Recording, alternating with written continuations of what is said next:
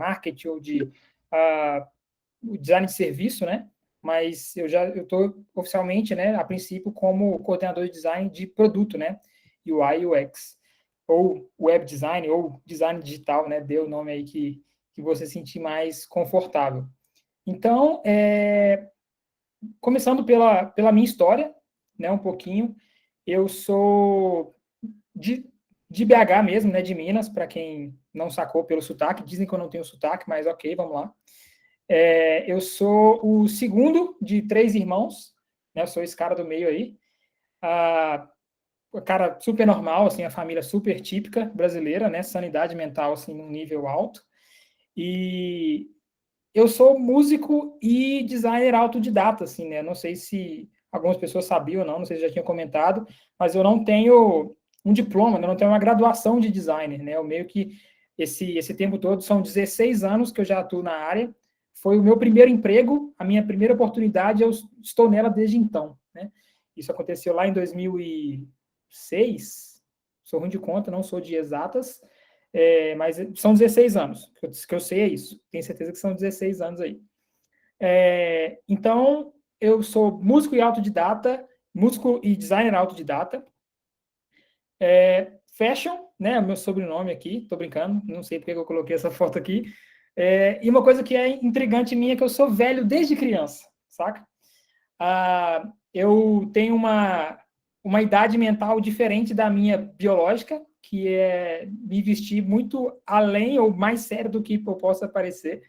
E eu sempre adorei suéter, amo suéter, então, assim, sempre me chamam de velho, e agora que eu tô com 34, vou fazer 35, o pessoal fala assim, cara, você tá igual o idoso mesmo, é a junta que dói e tal, enfim, vocês já imaginam aí a vibe, né, da velhice aí mental. Então, me considero esse cara que não é tão atual assim, pelo menos na cabeça, né? E eu me considero um nerd fake, né? Isso aí eu devia ter uns 9, 10 anos, mais ou menos. E aí eu não estava lendo a Bíblia, esse livro aí não é a Bíblia, pelo menos não ainda, né? Mas eu estava lendo aqui nessa foto o livro do autor do Jurassic Park, né, com 9, 10 anos aí, e sem gravura, não tinha imagem nenhuma de dinossauro e tal, eu sempre gostei muito de dinossauro, foi uma fascinação quando criança, e até hoje um pouquinho. Eu acho legal que a minha filha mais velha está entrando nessa mesma vibe de gostar de dinossauro, isso me construiu um pouquinho, assim, como pessoa, né, de gostar, e tanto que antes de me tornar designer, eu prestei vestibular para ciências biológicas e tal, achava muito sensacional, mas não deu certo, né? Obviamente, porque eu estou aqui, não deu tão certo assim. Eu sou casado e sou pai de 3 filhos, né? A minha esposa não é mineira, a minha esposa é baiana, nordestina, ela é de Juazeiro, Bahia. Eu busquei ela lá, lacei, trouxe para BH, e a gente está aqui já desde então. E eu tenho 3 filhos, né? Essa é minha esposa, a Érica, e a Maria Clara é a minha mais velha, tem a Lavínia, que foi promovida a irmã do meio, né? E o mais novo de todos, que é o Noah, que é o bebê aí da foto. E para quem estivesse perguntando, sim, a minha esposa vestiu meu filho de Lampião no aniversário de 1 ano dele. Essa é a roupa do Lampião no aniversário dele, que é em agosto, né? Foi no ano passado. Aí. Bom, já falei um pouquinho sobre mim aqui, então, dando sequência, né, falando um pouquinho de como eu comecei e por onde eu passei no design, assim, né? Como boa parte dos designers da época de quando eu comecei, né, 2008, 2009, aí que eu comecei de fato, né? Não, 2006 que eu falei, né? É isso aí mesmo. Uma curiosidade, eu nunca pensei em trabalhar com design na vida, muito menos trabalhar de frente com um computador, sentado o dia inteiro, não era o que eu queria, né? Como eu disse, eu queria ser biólogo, alguma coisa assim relacionada a animal. E eu me senti um pouco curioso, assim, quando eu me deparei com o programa CorelDRAW, assim, né? Era muito comum, há 16 anos atrás, um designer começar na área estudando CorelDRAW, aprendendo algumas coisas ali. CorelDRAW que é muito amado por uns e odiado por outros, né? E, oficialmente, o meu primeiro trabalho foi numa empresa de adesivação de veículos de frota, né? Tipo SAMU, carro, viatura da Polícia Militar, né? Aqui de Minas, carro de concessionária e tal, carros que adesivavam com um intuito promocional, assim, né? Foi onde eu comecei minha carreira mesmo. Não é nada específico como design, mas mais como arte finalista e tal. Mas foi em 2009 mesmo que eu recebi uma proposta, então aí já com uns 3 anos de profissão, né? Que deu um norte bem... Deu uma guinada, assim, na minha carreira mesmo. Foi uma oportunidade única para mim, porque um designer que eu admirava muito, ele me fez uma proposta para trabalhar no estúdio de design dele. Não era uma agência, era um estúdio mesmo. E o trabalho envolvia, na maioria, né, do que realmente era core desse estúdio, era direção de arte para identidade visual de CD e DVD para projeto musical de artista gospel, né? Então, esse cara me fez a proposta, o nome dele é Marcos Castro, e se tornou um amigo depois para mim, né? E ele é designer, fotógrafo, e me ensinou muito do que eu sei e ainda aplico hoje, né? E hoje ele não está mais no Brasil, ele está em Portugal, ele atua como designer e fotógrafo lá, ele é carreira solo, assim, né? E a oportunidade que esse cara me deu assim, um norte muito grande graficamente no meu trabalho, né? E isso me ajudou demais, porque no período que eu atuei lá, alguns projetos que eu assinei me deram bastante visibilidade nesse mercado, né, que é o mercado gospel, naquela época, que estava muito mais aquecido do que hoje, eu acredito. E essa oportunidade foi ótima porque eu assinei álbuns de artistas relevantes naquela época, né? E alguns deles são o André Valadão, alguns podem conhecer, né? Que aqui em BH, por exemplo, tem a Igreja Batista da Lagoinha, né? Que é conhecida no Brasil aí. E gravaram CDs, ele e a família dele, né? Que é a família Valadão, em vários estados do Brasil e tal. Eu assinei alguns outros projetos. Esse, por exemplo, foi gravado ao vivo em Fortaleza. Em 2013, esse artista gospel, que é o Thales, ele deu uma estourada, assim, ficou muito em evidência, e eu tive a oportunidade de fazer os 3Ds que comporam a capa desse projeto dele. Esse CD, esse disco, né, ele foi gravado até ao vivo no Chevrolet Hall, aqui em BH, e o peso de ter assinado esse projeto foi muito grande e me deu uma projeção na carreira, né? Eu já tinha aí 4 ou 5 anos de atuação no mercado, e eu meio que isso me deu uma batizada nesse meio, né? Nesse princípio. Então, tive a oportunidade de assinar alguns outros também, né? Desse meio também, o Fernandinho, por exemplo, Nívia Soares, que também é aqui de BH, uma banda que gosto muito até hoje, que chama Palavra Antiga. A pegada dos caras é muito legal, então eu tive a oportunidade de até me tornar amigo dos caras durante um tempo, que a gente ficou bem, bem próximo, assim, né? Eles são de Vitória e tal, e a gente teve uma relação muito boa. E hoje o vocalista da banda é o Marcos Almeida, né? Ele tem uma carreira solo também.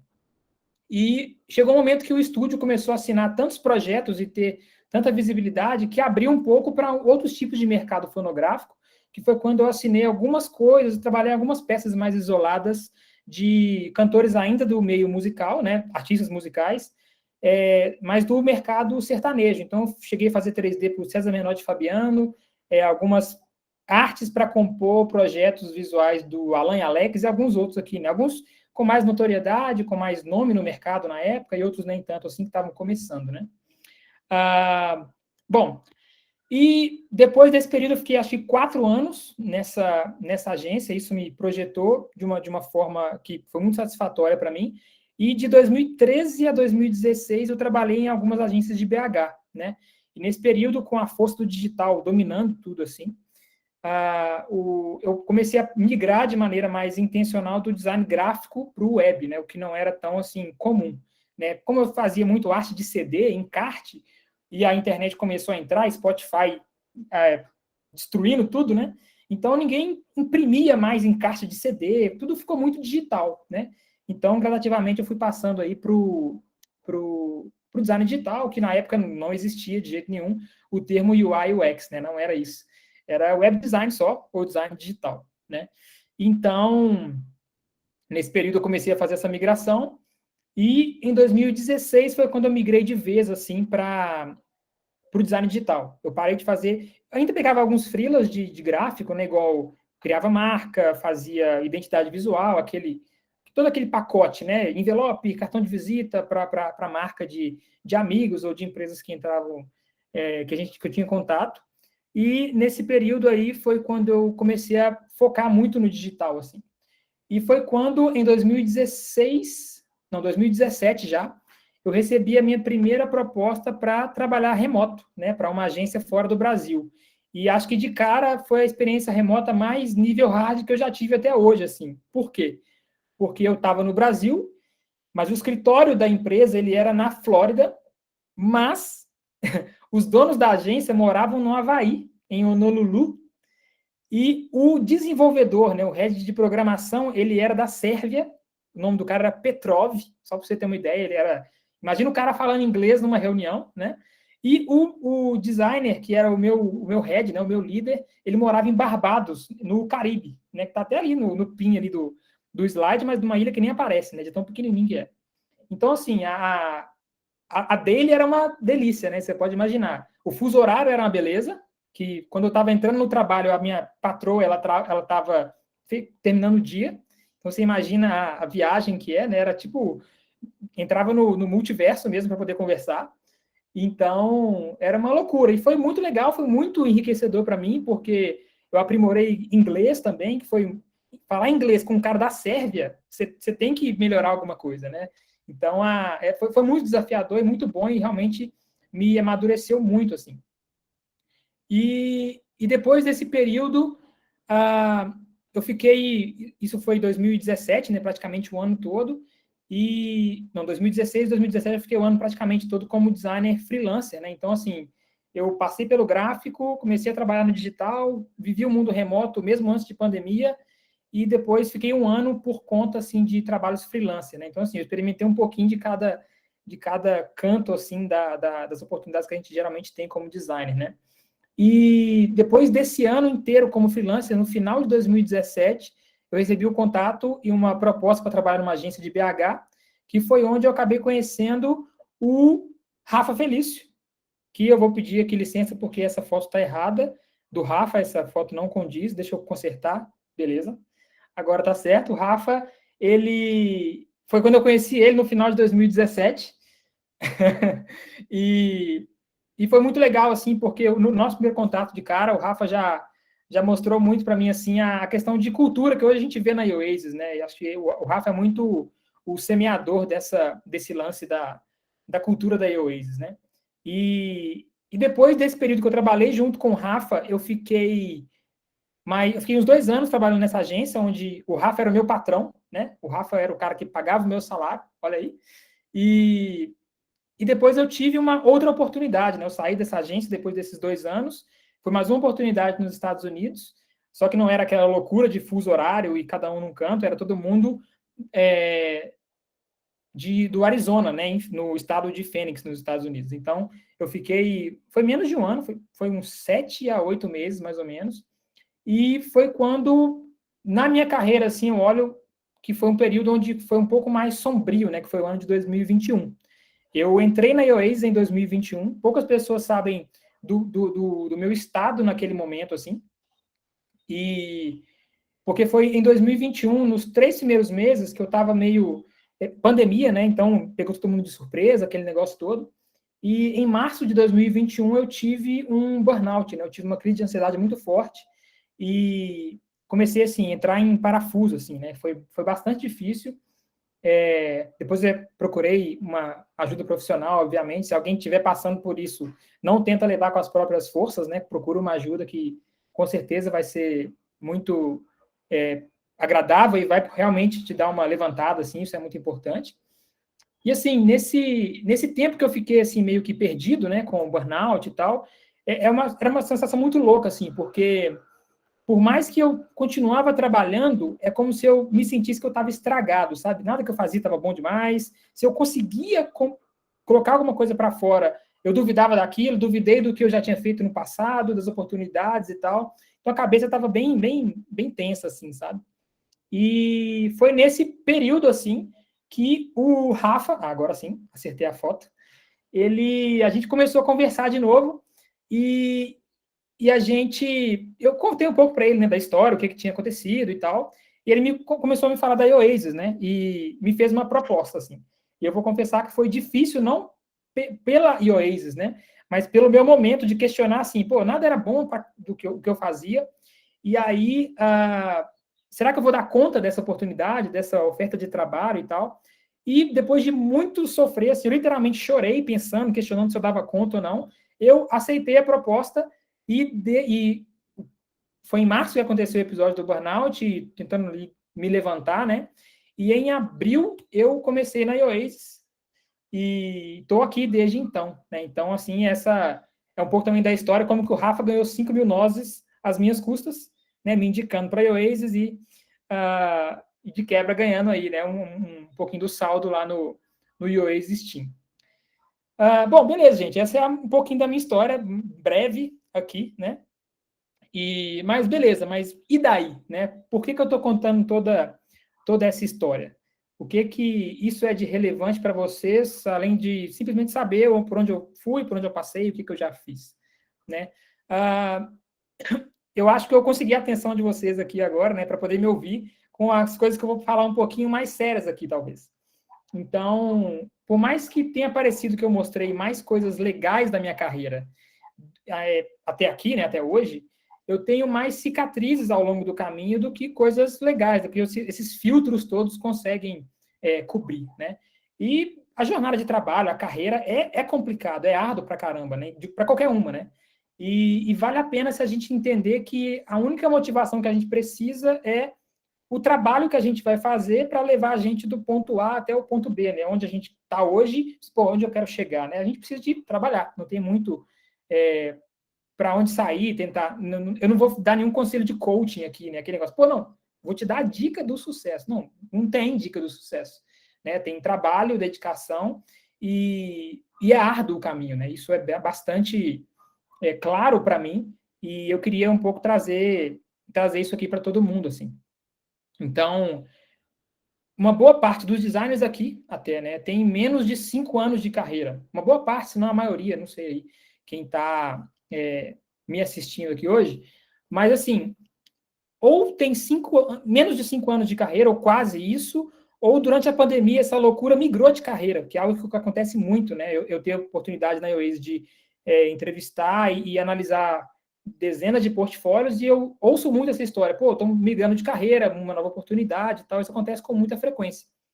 E assim, falando para vocês que têm menos de 5 anos de carreira, né? Olhando para trás, para tudo que eu já fiz, eu acredito que eu não sou considerado sênior pelas coisas legais e pela visibilidade que eu tive ao longo desses anos, né? Mas pelas pancadas que eu levei, eu ainda dei conta de ficar de pé, né? E eu gosto muito, talvez tem aí os caras das antigas vão curtir também, que é uma frase do filme do Rocky Balboa, né? Que ele fala que ninguém vai bater tão duro quanto a vida, porém não se trata de quão duro ela pode bater. Se trata de quanto você aguenta apanhar e seguir em frente. O quanto você é capaz de aguentar e continuar tentando. Então, aguentar pancada, essa metáfora, né, de vou aguentar porrada aqui, vou me levantar de novo e tal, é uma maneira mais forte, é claro, né, mais impactante de falar sobre consistência, né, de falar sobre prática. E basicamente assim, simplificando, né, eu e você fazendo a mesma coisa hoje, amanhã, depois de amanhã, de novo, e vai levar a gente a um grau de maturidade e crescimento, né? E eu gosto pra caramba de uma definição, é uma regra, mas eu encaro como uma teoria de um cara que chama Malcolm Gladwell, que ele tem um livro chamado Outliers, que ele diz o seguinte: são necessárias 10.000 horas de prática intensiva para alcançar o domínio de habilidades e materiais complexos, como tocar violino ou ficar tão bom quanto Bill Gates em programação de computadores. E assim, igual no início, né? Eu fui fazer conta aqui, acho que me perdi, mas 10.000 horas, eu comecei a quebrar isso para ter uma ideia um pouco mais clara para mim. E eu cheguei assim no seguinte resultado: 10.000 horas, elas são iguais a 416 dias, ou, mesma coisa, 17 meses, ou 1 ano e 5 meses, né? Só que é o seguinte, isso é ininterrupto, né? 24 horas por dia, somando aí 416 dias, você tem essas 10.000 horas. Mas ninguém é um robô, né? Não tem nenhum Android aqui que vai conseguir trabalhar 24 horas por dia durante 1 ano e 5 meses. Então, eu quebrei isso um pouco mais e cheguei no horário de expediente nosso, pelo menos no Brasil, né? que são as 8 horas de trabalho. E aí fica da seguinte maneira: 10.000 horas, considerando as 8 de trabalho que a gente tem, são 1.248 dias, ou 3 anos e meio aproximadamente. Só que, beleza, vou trabalhar 3 anos e meio como designer, já vou me tornar como um pleno, um sênior muito bom e tal, mas ainda não. Porque das 8 horas que a gente trabalha, a gente não consegue ficar focado o tempo inteiro. Né? Todo mundo vai concordar comigo que provavelmente a gente tenha reuniões demais, e mesmo que se não tivesse reuniões, por mais que poucas, né, às vezes, ninguém consegue ficar focado 100% do tempo. Né? Então, assim, arredondando para cima, para ficar bem redondinho, 5 anos ou mais para a pessoa poder ter satisfatoriamente essas 10.000 horas. Se essa regra, essa teoria for verdade. O que eu questiono por causa de um outro pesquisador que acrescentou algumas coisas a essa teoria das 10.000 horas, que é o seguinte. O Malcolm Gladwell lá, ele disse que se você trabalhar 10.000 horas e tal, você consegue atingir um grau de excelência na performance de qualquer coisa. Beleza. Então, assim, basicamente o que ele está falando é que uma vez que um músico, por exemplo, tenha capacidade suficiente para entrar numa escola de música de primeira, o que distingue um músico, né, do outro, um artista do outro, é o quanto ele trabalha. Até aí, beleza. Mas tem um ponto importante. Uma outra pesquisa, ela foca no que pode passar despercebido do Malcolm, que é o autor daquele livro Outliers, que eu falei. E ele deixa um pouco de lado o cara que está ali buscando aprimoramento, né, aperfeiçoamento, ele foca um pouco em uma outra questão, que é o quão bom o professor desse cara é para guiar esse cara que quer aprender aquela habilidade no caminho certo. Então, assim, e esse cara que fez essa outra pesquisa para complementar, que é o Anders Ericsson, ele chegou à seguinte conclusão: alguém poderia praticar por milhares de horas e ainda não ser um mestre da performance. Ele poderia ser superado por alguém que praticasse menos, mas tivesse um professor que lhe mostrasse exatamente no que se concentrar em um momento-chave da prática. Ou seja, alguém pode atingir um nível de performance maior se ele tiver alguém que saiba direcionar ele em pontos-chave do aprendizado. Né? Não é aquele negócio, por exemplo, igual eu falei no início, eu sou autodidata, né? Eu nunca estive dentro de uma sala de aula numa faculdade de design, ou marketing, ou publicidade, enfim. Só que o fato do meu autodidatismo, eu ter esse perfil, eu busquei aprender coisas específicas e agreguei isso no meu trabalho de toda forma, né? Então, hoje, isso é muito claro para mim. Eu concordo muito mais com essa teoria da mentoria, do mestre discipulando alguém, né, com esse perfil, do que simplesmente alguém praticando, porque pode ser que essa pessoa não atinja esse grau de performance ou excelência só trabalhando sozinho, né, se dedicando sozinho. Então, assim, eu tenho a impressão de que em várias áreas hoje, né, olhando para o mundo mesmo, não só para a área do design, o mercado, assim, a vida toda, em várias áreas, as coisas me parecem ser muito mais do mesmo, assim. Se você tirar a maquiagem daquela coisa, tirar aquela roupa ali, você vê que é tudo a mesma coisa. A estrutura é a mesma, né? E, por exemplo, quem trabalha aqui com design de produto, né, UI, UX, provavelmente já pode ter feito webinário, algum bootcamp, participado de algum meetup, assim, e o que todas essas ações produzem, pelo menos, não estou generalizando, né, mas muitas delas produzem um tipo de comportamento de manada, né, onde todo mundo faz as coisas iguais a todo mundo. Parece que, por exemplo, vamos fazer um case, um estudo de caso de determinado projeto que eu propus aqui, uma UX nova, a estrutura, sabe? Um monte de post-it, texto pra caramba, mas nada que realmente agregue valor no que ele construiu. Né? Eu vejo um monte de coisa, extenso pra caramba, e isso é aprendido nessas ações, né? Nessas salas de aula, nesses projetos. Então, assim, eu discordo um pouco disso, porque isso cria meio que uma viseira onde o pessoal caminha todo mundo igual.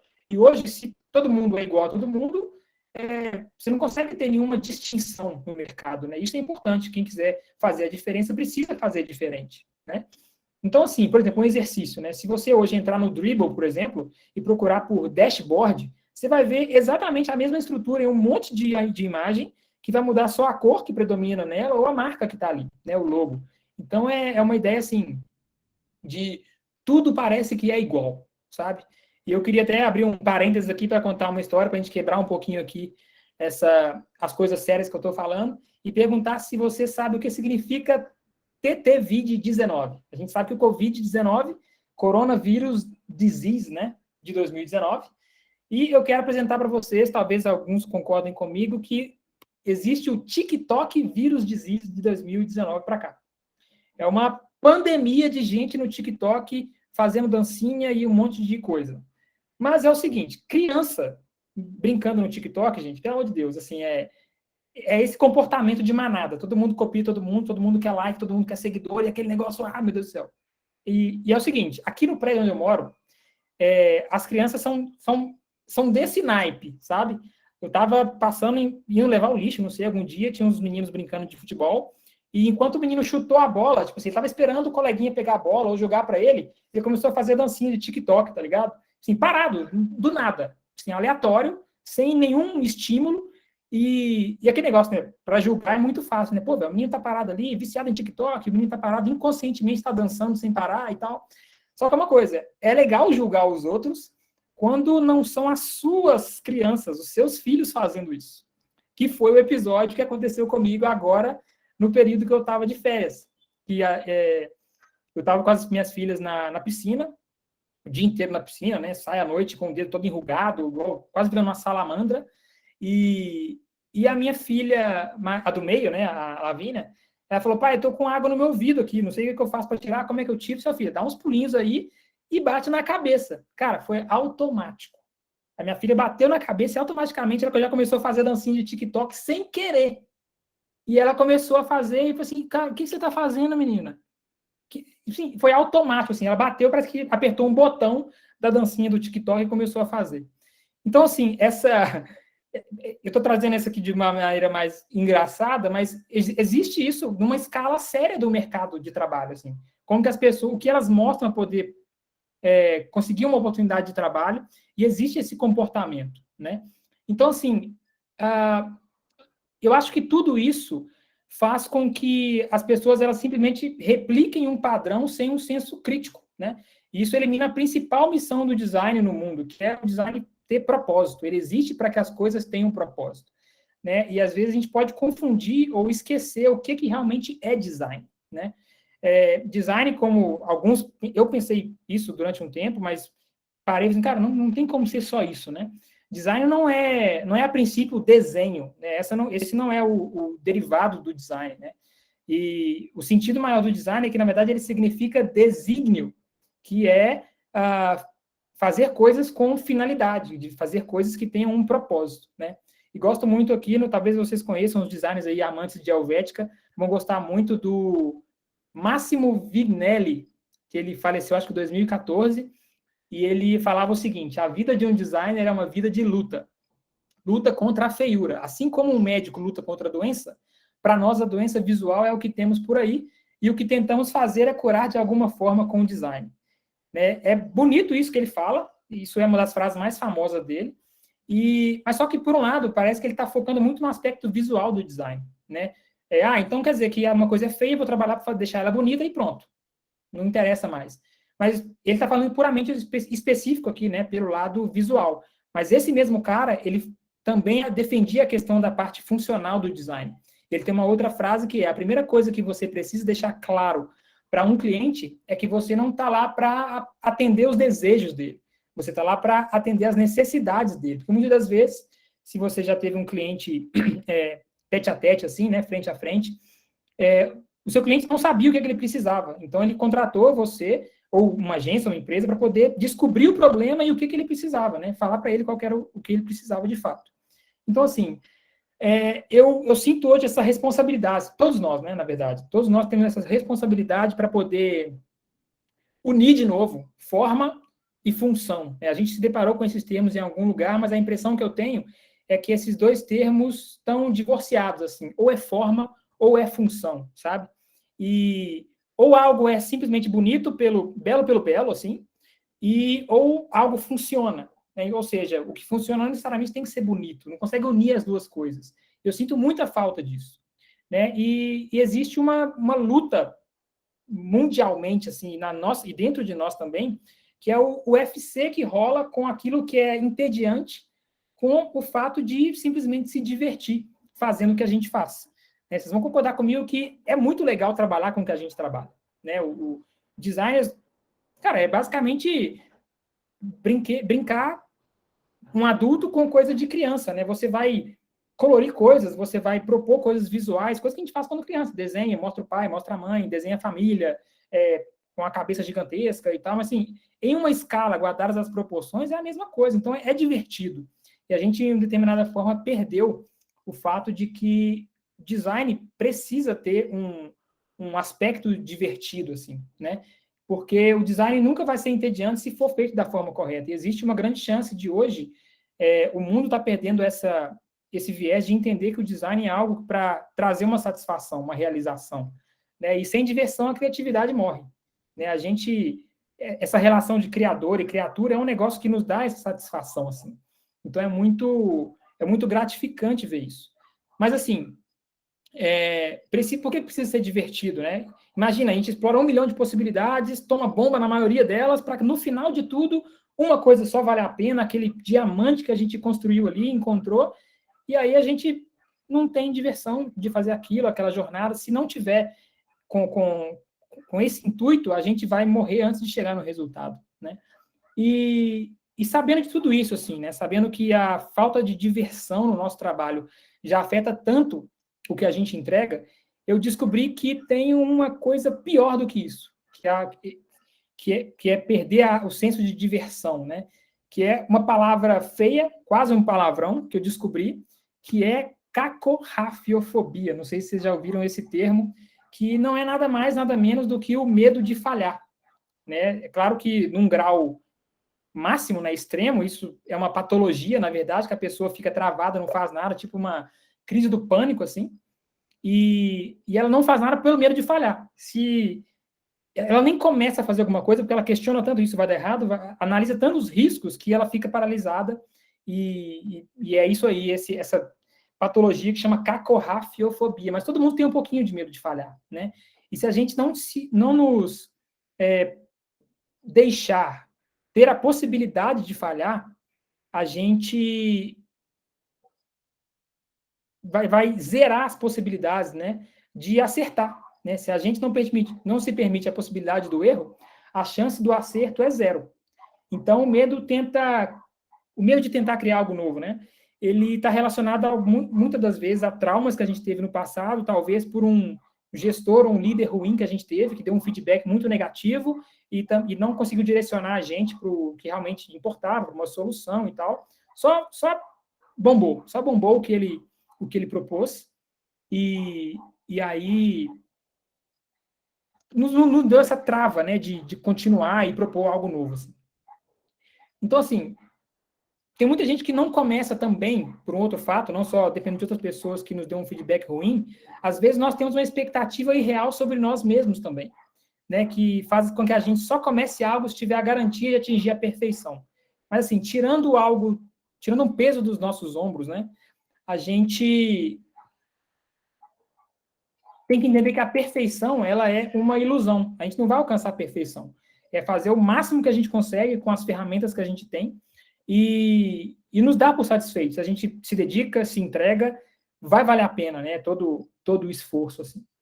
Então, toda essa análise aqui de como a gente trabalha de maneira melhor é para nos ajudar a focar e descobrir de novo, né? O que é design de fato, né? Então, tudo isso que eu falei, né? Eu acho que se aplica todo mundo. Isso pode fazer sentido para grande parte de vocês que estão aqui hoje. E eu queria trazer um princípio, então, que é o que eu aprendi estudando algumas coisas, e aplicar de uma maneira mais prática no nosso trabalho como designer, assim, né? Que é, de fato, eu começar a explicar o que tudo isso tem a ver com árvores, né? E onde que eu quero chegar com essa análise? O que é esse princípio, né? Eu descobri o seguinte, assim, estou aplicando uma teoria, né, uma ideia. Qualquer que seja o trabalho de alguém, em qualquer tipo, né, a prática pode ser comparada ao trabalho de um jardineiro em um jardim, por exemplo. E, de forma mais específica, pegando duas ações que o jardineiro tem, que é cultivar e proteger aquilo que ele, o trabalho dele, né? E, tipo, se um jardineiro ele simplesmente planta uma árvore, se ele não fizer mais nada, ela cresce. Ela, né, basicamente levando a consideração do tempo ali, a ação do tempo, a chuva cai, rega aquela semente, aquilo vai crescer, né? Ela vai criar raízes, vai crescer, possivelmente se for uma árvore que dá frutos, ela vai frutificar, e naquela época específica, assim.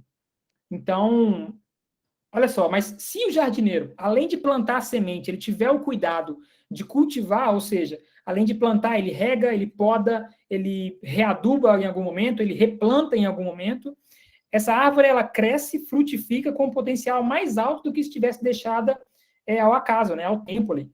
Então, qual que é essa ideia, então? Como eu já falei lá naquela teoria de que alguém simplesmente se dedicando pode aumentar sua performance, mas se ela tiver um mentor, ela pode chegar uma distância maior em um tempo mais curto, né? Então, por exemplo, qual que é o propósito-chave? Por trás de qualquer trabalho, assim, trabalhando com pessoas ou tecnologia, ou os dois, que é o nosso caso, né? A missão é fazer pessoas e empresas se desenvolverem a um potencial humano e profissional mais alto, através da ferramenta que a gente tem na mão, seja, sei lá, uma pá, um microfone, um martelo, um computador, que é o nosso caso, né? E depois de cultivar as pessoas, né? Fazer as pessoas crescerem, vem a nossa tarefa de proteger e de guardar, né? Então, guardar o progresso, né? Isso é feito muito através da cultura de onde a gente está trabalhando, né? Do ambiente, onde as pessoas se sentem à vontade de ser vulnerável, de mostrar não só aquilo no que elas são boas, mas principalmente criar um ambiente de vulnerabilidade onde as pessoas conseguem compartilhar aquilo em que elas não são tão boas assim. E isso, às vezes, faz muito mais sentido, é muito mais importante do que alguém bater no peito e olha só as coisas maravilhosas que eu faço. Né? Mostrar que você é humano só ajuda na sua aceitação e na construção desse ambiente que ajuda a proteger o que a gente constrói. Né? Então, estar num ambiente onde a gente vai se abrir, sabendo que o feedback vai ser de pessoas que se importam com a gente, querendo o melhor para nós e assim como elas querem o melhor para elas mesmas, eu acho que é o que faz toda a diferença, assim, né? Então, esse é o sentido que eu tenho dado e essa conotação a essa ideia de árvores, né, a um jardim e o jardineiro, o trabalho do jardineiro em um jardim, de fato, né, e começando aqui de uma certa forma, passando para o último tópico da apresentação, eu quero anunciar o que a gente está propondo, né, no que eu tenho trabalhado nos últimos 3 meses, pelo menos, né? Que é estudando como que eu cultivo e guardo todo esse jardim Oasis aí, né? Nessa ideia, que é a surpresa que eu reservei para o final, né? Para mostrar e anunciar para todo mundo, que é o seguinte, é a apresentação da guilda de design da Oasis, né? Pode ser um termo novo para todo mundo, e isso foi um convite, na verdade, né, para assumir a frente dessa guilda de design. Eu já venho pensando em um nome desde então, né? E como que eu vou construir isso, como que eu vou cultivar e guardar todo esse conceito. E desde que eu recebi essa proposta, né, foi uma conversa muito natural com o Rafa, isso foi se desenhando de uma maneira muito tranquila entre eu e ele, e alguns debates também que o Rafa teve com a diretoria do Oasis, e a ideia é que, qual que é na prática, né, o que seria essa guilda de design? É uma área onde a gente consegue, entre tribos e entre projetos, junto com a liderança, obviamente, coordenar um aspecto técnico dos projetos de design nas áreas de produto, marketing e serviço, né, onde a gente tem designers ali trabalhando, e esse é o desafio mesmo, sabe? Cultivar e proporcionar o crescimento profissional de todo mundo, né? Desenvolvimento de hard e soft skill, enquanto a gente protege a consistência e a qualidade técnica do design nos projetos que a gente tem dentro da casa, né? E desses outros que vão chegar, cada dia chega uma coisa nova, né? Então, assim, desde que isso aconteceu, eu venho assim, cara, isso tem que ter um nome. A guilda tem que ter um nome. Não pode ser simplesmente, a guilda de design da Oasis. E eu comecei a fritar durante 3 meses aí, praticamente, pensando em um nome, né, que caracterizasse, assim, esse ambiente, esse laboratório experimental nosso para tentar fazer isso, de fato, virar. E, de cara, né, já comecei a ver um monte de nome na cabeça. Oasis Lab, Oasis não sei o quê, Oasis não sei, né? E assim, mas nada parecia fazer tanto sentido com o que eu queria transmitir nessa ideia, né? E eu tive um estalo que é algo, nada assim, não é nada mirabolante, que é uma referência que designer aqui com certeza vai saber, que é uma escola que o nome dessa escola significa Casa de Construção, e se você é designer aí há mais de, sei lá, 5 anos, você vai cair a ficha, talvez não, menos de 5 anos também, que é a escola de design mais famosa do mundo, que fica na Alemanha, né? Que é a Bauhaus. E então, desde que eu defini essa ideia, o conceito do nome e tal, eu tive isso como premissa básica e comecei a criar, então, uma identidade em cima disso, né? A referência estava definida, vou partir daqui, e meu trabalho também se resumiu, né, na criação dessa identidade que transmitisse essa ideia de crescimento, de construção, de escalar, não só o trabalho, mas escalar também pessoas, né, fazendo pessoas se tornarem designers melhores, assim, tudo, resumindo tudo que eu já falei, né? E a ideia era partir, então, de um ponto micro, simples, de construir mesmo, para uma coisa mais tangível, né, escalável, assim, essa é a ideia, assim, de uma coisa pequena para o grande, assim.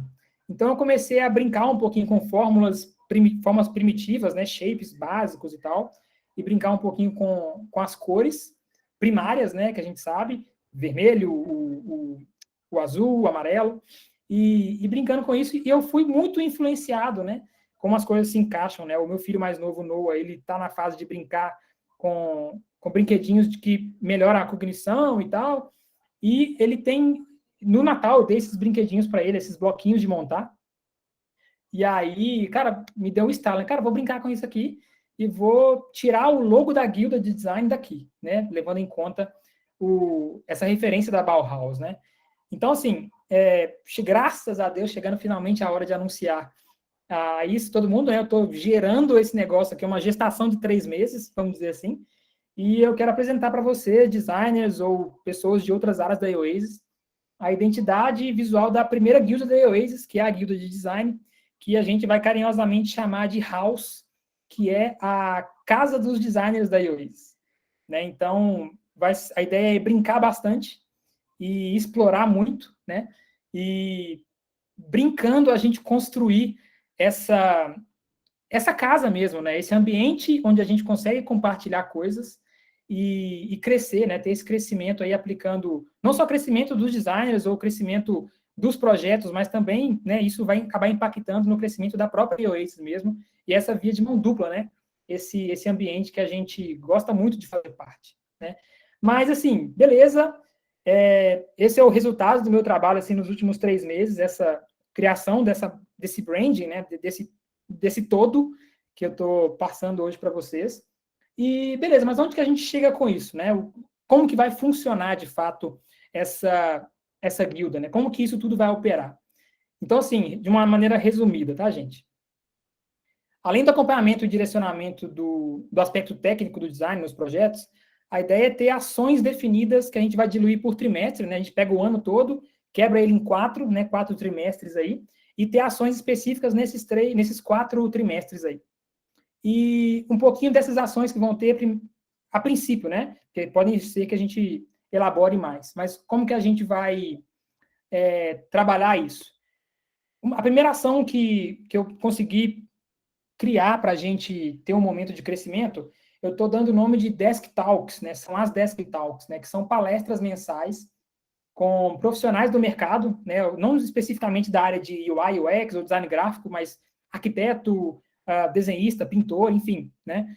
E para justamente nos compartilhar com a gente, né? Sobre carreira, ferramentas que eles usam no dia a dia, para que a gente agregue conhecimento mesmo e aplique de outras fontes que a gente geralmente não capta ou não absorve conhecimento, né? A segunda ação seria o hands-on, que aqui é uma parte mais prática, né? Que vai ser uma prática colaborativa de quem quiser participar, isso vai estar aberto para todos os designers, para criar uma solução visual para algo já existente ou não, tá? Eu não estou falando propriamente aqui de design de produto, né? Que a gente é tendencioso a pensar nisso. Até para quem trabalha aqui com a parte de design gráfico e marketing, isso vai ter relevância também, né? E a ideia é focar no aspecto visual dessa solução primeiro, para promover o trabalho colaborativo da equipe, cross áreas da Oasis também, isso é importante. E essa é uma ação que vai focar especificamente no lado visual da coisa. E a terceira ação, que é, eu estou chamando de multiplayer, que são mais uma, né? Atividade em grupo, com um tempo determinado dessa vez, para a gente desenvolver soluções de experiência, né? Trazer soluções de problemas relacionadas a um tema ou a um produto que a gente já vai trazer de maneira pré-definida. Assim. E por que isso? Para a gente fortalecer o pensamento crítico, que é o que eu falei que hoje eu sinto que existe, que isso está em queda, né? E fazer com que a gente trabalhe essa skill de conceituar o projeto, né? O porquê eu estou fazendo aquilo daquele jeito. E uma coisa que nos ajuda muito bem é trabalho sob pressão. E o fato de ter um tempo determinado para a gente correr com aquela ideia, solução, por mais que não fique 100%, a ideia é fazer esse exercício, né? Fortalecer esse músculo nosso e destacar com isso potenciais líderes e especialistas na equipe de design, né? De uma maneira geral, assim. Então, são essas três ações a princípio, né? E, assim, quando que isso vai rolar? Né? Quando que isso começa a valer, assim? A ideia é que todas essas ações elas sejam fora do expediente da Oasis, né? Para que a gente não precise parar todos os designers uma hora do dia que seja, aí, vamos supor, para estar aplicando nisso, né? Porque senão os projetos ficam de lado e não vale a pena, né? Então, assim, e por que fora do horário? É um privilégio, na verdade. Por quê? Todas essas ações, para que elas não impactem, né, no andamento, vai ser fora do horário. Mas olha só, muitos aqui já participaram de bootcamp, de webinário e pagaram por isso. E olha só que massa essa oportunidade que a gente está tendo na mão agora, de crescer profissionalmente, aumentar nossas skills, nossas habilidades, e isso de graça. É uma oportunidade única para a gente, né? Para a evolução de todo mundo, para aprimorar o que a gente já faz, né? E, assim, qualquer um pode participar, né? Sim, essa é a ideia, né? Que a gente abra para todos os designers de todas as áreas da Oasis. E só que, para que a gente tenha um pouco mais de excelência na entrega, a ideia é que, pelo menos nas ações mais práticas, né, tanto o hands-on quanto o multiplayer, eles sejam com inscrições limitadas. Por exemplo, gente, vamos ter o multiplayer, vamos ter essa ação para definir lá uma proposta de experiência nova, temos 20 vagas, até tal dia, tal data, assim, tal horário. Quem não fizer a inscrição vai ficar de fora, infelizmente, porque a gente tendo menos pessoas para poder gerir nesse momento, né, a gente vai ter um acompanhamento mais satisfatório para acompanhar a evolução, né, e isso é bom para a gente também fazer parte com uma maneira mais esmerada, assim, que a gente dá valor para isso, né, para agregar conhecimento, construir esse relacionamento e todos esses trabalhos, assim, né. Então, quando abrir as inscrições, por favor, não demore, né, a gente vai divulgar isso de uma maneira mais clara para todos os designers, e o que eu já posso adiantar para todo mundo que esse primeiro quarter, né, embora a gente já esteja aí no meio do primeiro trimestre, né, que a gente janeiro já acabou, e fevereiro já está vindo com tudo, né, a ideia é que já em fevereiro ainda a gente tem a nossa primeira ação, que vai ser um Desk Talk, que é com aquele meu primeiro patrão que me deu a oportunidade naquele estúdio de design, onde eu criei as capas de CD para o pessoal do mercado gospel, que é o Desk Talk com o Marcos Castro, né? E muito possivelmente esse Desk Talk será em um horário durante o dia, não fora do horário à noite, mas provavelmente num horário aí onde a gente esteja uma hora de almoço, assim, porque a ideia é não ser um negócio formalzão, né? Mesmo uma conversa, assim, uma troca de experiências. Até uma análise que eu tenho que fazer, porque o Marcos, ele mora em Portugal, né? Então, acho que, se não me engano, são 3 ou 4 horas de diferença no fuso horário, então isso impacta muito. Se para a gente for 6, lá para ele é 9 ou 10 da noite. Mas a gente vai estudar, isso vai rolar. Eu já falei com ele topou a ideia de trazer para a gente isso. E a ideia é que ele venha trazer um pouco de conhecimento dele sobre ideação e conceito em projetos de design, né? Então, gente, de tudo que eu preparei, é isso que eu quero entregar para vocês. Espero que vocês tenham gostado. E a gente tem alguns minutinhos ainda. Se alguém tiver alguma pergunta ou alguma dúvida, eu quero responder essa dúvida, se você tiver, né? Vou agradecer a todo mundo por esse momento que vocês estão me dando a oportunidade de compartilhar um pouco da minha vida mesmo, pessoal também. E queria, nesses últimos minutinhos aí, talvez 5 minutos que a gente tem, talvez, abrir para perguntas, né? E deixar à vontade para vocês falarem o que quiser.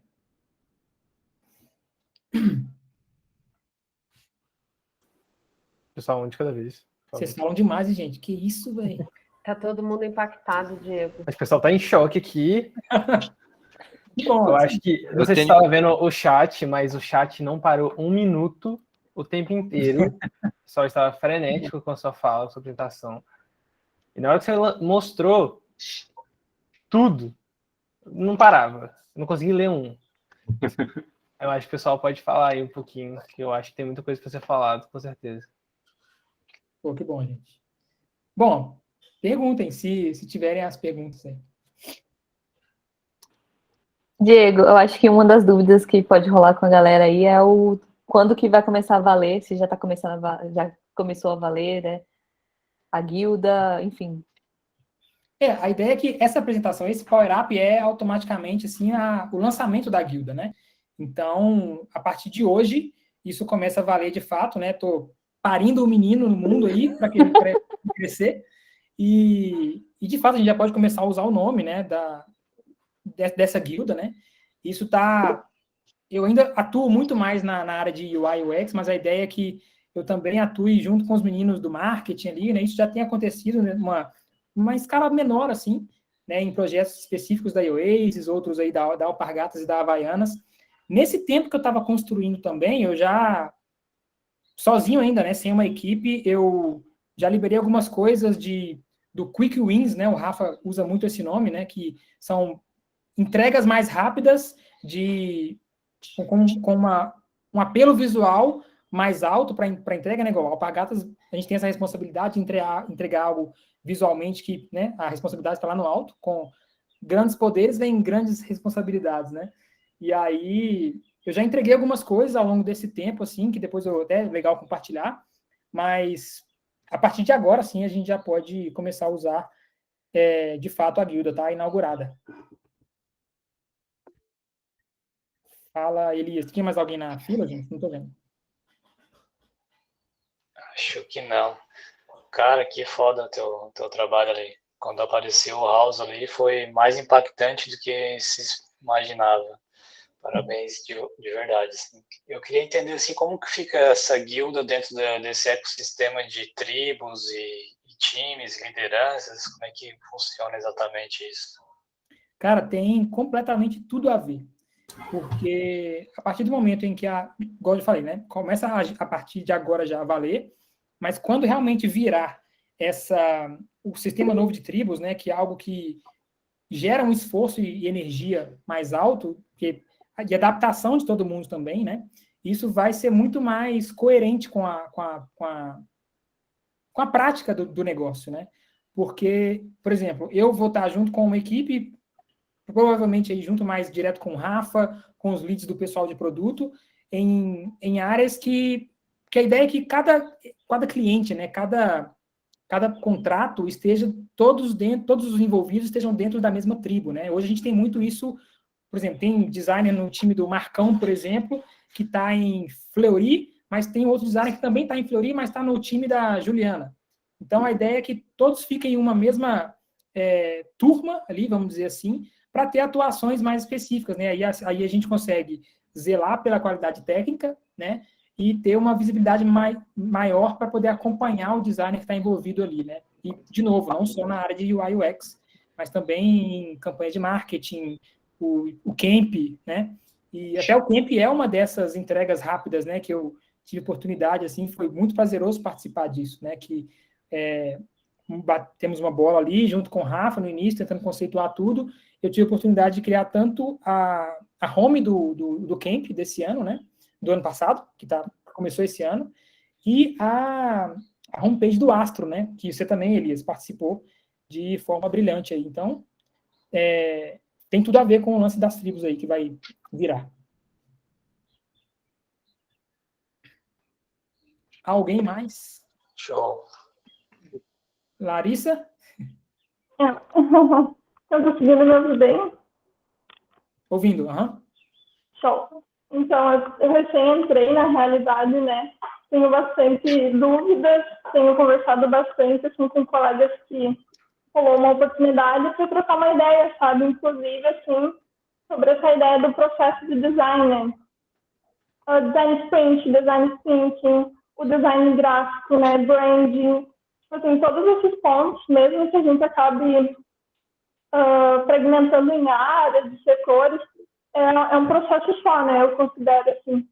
Eu acho que a gente trabalha tudo no mesmo, todas as áreas com o mesmo objetivo, né, que é vender um serviço, tanto numa plataforma, como também numa divulgação, né, de marketing em redes sociais. Então, eu acho que, tipo, esse projeto pode ser algo bem, assim, bacana, porque pelo que eu notei, assim, conversando com os colegas, cada projeto é gestado de uma forma diferente, né? Então, eu acho que ter, assim, tipo, uma academia ali para te conseguir testar novas ideias, novos processos de design é bem interessante, até para a gente conseguir, talvez, criar, digamos, processos novos de design, né, para cada projeto, e a gente consegue estudar e aplicar métodos, enfim, além da metodologia ágil, né. Então, eu acho que vai ser uma oportunidade bem interessante para a gente estar validando novas ideias, enfim, se capacitando e aprendendo mais, né. Não se restringindo somente ao que a gente faz dentro do projeto, né, mas conseguindo aplicar e inovar dentro dos processos de design, né? Porque, afinal, tudo é sobre processos, né? Então, eu acho que dentro desse projeto, a gente vai conseguir trabalhar bastante isso, sabe? Essa abertura para explorar novos métodos, para validar novas ideias. Então, tipo, realmente, assim, bem bacana. Olha, legal pra caramba essa sua percepção com uma semana de Oasis, porque é justamente isso, assim, quando eu entrei, eu tive também eu questionei algumas coisas, porque, claro que a gente vai entendendo a cultura da empresa e tudo mais, mas era uma sensação, assim, eu compartilhei isso com algumas pessoas já, né, que é o fato de parecer que, por exemplo, equipe de UI, experiência, marketing, eram empresas diferentes dentro da mesma empresa. Então, assim, claro que existe o aspecto remoto, pandemia, que dificulta essa troca, né? Mas a ideia da guilda é justamente a gente atuar cross-tribos, né? A gente vai estar atuando ali entre todas, na verdade. E eu acho que é justamente a ideia nova a estrutura de tribos está se redesenhando, é justamente isso, a gente criar um modelo e um processo que seja muito mais original e Oasis do que, por exemplo, alguma estrutura do Spotify que fizeram um burburinho e aplicamos, mas sem ser pleno, sabe? Então, a gente está começando a desenhar uma coisa que seja muito pertinente ao nosso dia a dia, à nossa cultura, né? E se alguém quiser até complementar o que eu estou falando aí, se eu estiver falando bobagem, pode falar. Mas é a sensação que eu tive no início, que a Larissa está tendo aqui com uma semana de Oasis, isso é algo que é muito claro, né? E a ideia é realmente desenhar e derrubar esses muros que muitas das vezes a gente constrói sem perceber, né? Então, com certeza, é esse ambiente de teste, de errar, de acertar, de propor, de criar coisas novas que é o propósito da guilda, né? Vamos experimentar mesmo. A gente tem uma carta branca para isso, para poder fazer acontecer e, de repente, se tornar pioneiro em algum aspecto do mercado que não existe ainda, né? A gente está aí para isso. E vamos com tudo. A gente pode até usar, né, como ver, criar um processo novo de design, né, assim como o design thinking foi criado. Então, tipo, acho que é um espaço bem bacana, assim, para gente estudar a fundo e realmente construir algo mais inovador ainda, sabe, dentro do mundo da tecnologia, do design, da inovação. Mas, enfim, era isso aí. Muito obrigada. Show de bola. Gente, mais alguém? São 6h07 aqui, hein? Sextou ou ainda não? Não, eu só falar aí que eu achei sensacional, Diegão, aí. Parabéns pela apresentação. Acho que deu um impacto gigantesco aí na galera. Eu acho que todo mundo deu para entender, bem legal. Acho que por isso que fica poucas dúvidas e a galera fica mais assim, tentando entender ali como vai ser esse processo, mas essa integração acho que vai ser muito boa mesmo, não só ali na parte de UI, UX, com design como um todo, igual o Rafa falou. Eu acho que isso daí é sempre importante mesmo. E é legal cada um trazer algum ponto, ver o que acha interessante, poder compartilhar e sempre aprimorar cada vez mais isso daí. Eu acho bem legal mesmo. Parabéns aí, cara. Acho que A iOS só tem que evoluir muito, trazer muito mais inovação, trazer muito mais trabalhos de qualidade aí para o mercado. Com certeza. A minha intenção era que a gente terminasse hypado, sabe? Tipo assim, vou pro fim de semana assim, velho, o que é aquele negócio que eu vi ali? E beleza. Estão falando que impactou, então tá bom. Não, mas realmente eu acho que foi isso mesmo. Deu esse impacto, eu acho que é isso que tem que ser feito mesmo, cara. Eu acho que você pegou ali certinho onde tinha que pegar. Eu acho que foi sensacional mesmo, cara. Boa, valeu, cara. Obrigado. Ju? Uma coisa que eu acho que as pessoas podem perguntar depois é onde fazer essas inscrições, né? Com quem fazer, para onde mandar. Tá. Essa equipe que vai gerir, na verdade, né, a parte mais de capital pessoal ainda não está determinada, né? Mas, por exemplo, isso vai ser através de um formulário para ter justamente o controle da quantidade de pessoas que vão estar dentro de cada ação. Eu acho que as práticas vão precisar desse formulário, mas, por exemplo, o Desk Talk não, né? Que são as palestras e aquela troca de conversa com outros profissionais do mercado. Isso vai estar aberto de uma maneira mais ampla, assim, para participar, né? Mas se a gente, por exemplo, quiser só ter um relatório, né, de participação, engajamento do pessoal, acho que vale a gente criar ali, que seja um Google Forms, nada tão formal. A ideia é simplificar mesmo, sabe?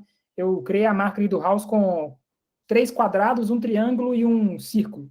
Então, a ideia é manter essa ideia do simples, assim, também, né? Não quero complicar, não. Então, provavelmente, a princípio, né, um Google Forms da vida, só para captar a participação do pessoal e o limite de pessoas, a princípio, mas está aberto, assim, a novas possibilidades, a novas plataformas, ferramentas, né? Está tudo muito embrionário, né? E outra coisa, é a primeira guilda da iOS, então provavelmente eu erre muito e precise também de dica de vocês e orientação também, né? Para que as outras que venham não aprendam com os meus erros e façam melhor, né? A ideia é essa, que eu estou sendo o primeiro e estou me arriscando total a errar mais do que todo mundo, né? Então, conto com todo mundo para a gente desenhar esse negócio junto, assim. E eu estou muito empolgado. Maravilha, Di. Então, galera. Alguém mais ou bora? Acho que estamos por hoje. Sextou. É isso aí. Que sexta-feira, né, pessoal? Começamos bem, eu acho. Show de bola. É isso aí. Cara. Queria agradecer a presença de todos vocês aqui. Eu falei que ia ser bom, eu falei que ia ser massa, eu avisei lá no começo, e Diego arrasou. Eu já tinha falado com vocês que seria assim. Agradecer a presença de vocês, agradecer o Diego por isso. Quero garantir minha vaga também, sei lá, joguei. A migrar de área. Deixa aí, me coloca aí, eu observo e a gente vê o que faz. Mas agradecer a todo mundo, desejar uma boa sexta-feira, um ótimo final de semana para vocês também. Falar que em breve tem mais novidades, que esse ano, tipo, vai ser bom. Eu tô sentindo isso, espero que vocês achem isso também. Então, até a próxima, pessoal. Parabéns, Diegão. Parabéns. Parabéns. Foi muito bom. Diego, parabéns. Show de bola. Valeu, eu vou Muito chorar. demais.